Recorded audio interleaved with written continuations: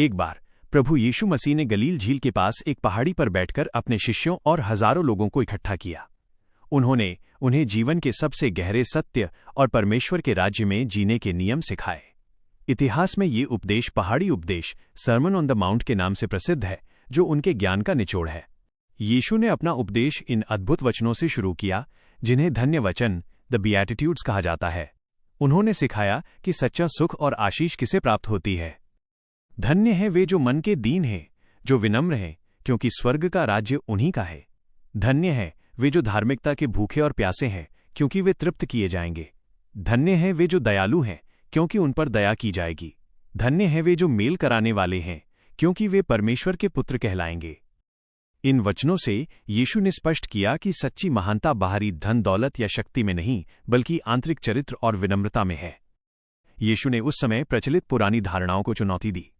उन्होंने कहा कि लोग अक्सर कहते हैं, आंख के बदले आंख और दांत के बदले दांत, यानी बदला लेना।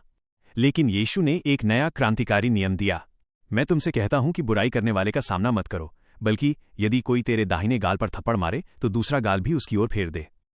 इसका अर्थ ये नहीं था कि हमें कमजोर बनना है। इसका अर्थ था बुराई को बुराई से नहीं, बल्कि प्रेम और शांति से जीतना। उन्होंने सिखाया कि बदला लेने का चक्र हमें ही जलाता है और क्षमा ही सच्ची मुक्ति दिलाती है। यीशु ने अपने शिष्यों को सिखाया कि प्रार्थना कैसे करनी चाहिए। उन्होंने एक ऐसी प्रार्थना दी जो आज भी दुनिया भर में लाखों लोग दोहराते हैं, जिसे प्रभु की प्रार्थना द लॉर्ड्स प्रेयर कहा जाता है। इस प्रार्थना में उन्होंने हमें सिखाया कि परमेश्वर से क्या मांगना चाहिए।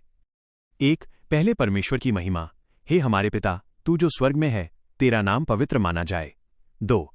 फिर उसकी इच्छा, तेरा राज्य आए, तेरी इच्छा जैसी स्वर्ग में पूरी होती है, वैसे पृथ्वी पर भी हो। 3. फिर अपनी जरूरतें, हमारी दिन भर की रोटी आज हमें दे। 4.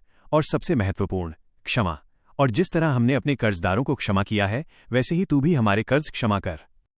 यीशु ने सिखाया कि क्षमा मांगने से पहले हमें दूसरों को क्षमा करना सीखना होगा। परमेश्वर से हमारा रिश्ता इस बात पर निर्भर करता है कि हम दूसरों के साथ कैसा व्यवहार करते हैं। पहाड़ी उपदेश यीशु की शिक्षाओं की नींव है।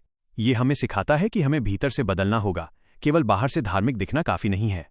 हमें दुनिया में नमक बनकर लोगों के जीवन को बेहतर बनाना है और ज्योति बनकर अंधेरे को दूर करना है।